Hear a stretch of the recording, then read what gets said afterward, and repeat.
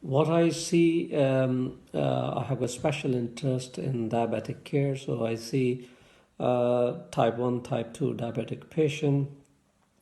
who needs tablet treatment, patient who needs insulin treatment, or they might be just in need of simple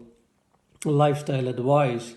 All those patients are consulted. More so, patient with the chronic kidney problems, a patient with high blood pressure, common infection, cholesterol problems, asthma, COPD, pneumonias, chest infections, common heart problems, irregular pulse, gastroenterological problem like acid reflux, weight loss, irritable bowel, diarrheas, joint pain, common skin condition, and various other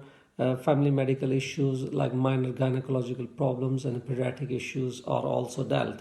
I know my limitation, so if at any stage I feel the patient need appropriate input from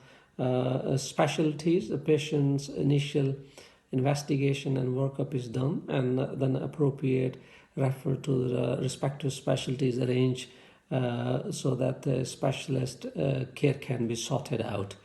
During the consultation, I try to engage the patient and involve in the decision making so that they have a confidence that the treatment being offered is acceptable to them.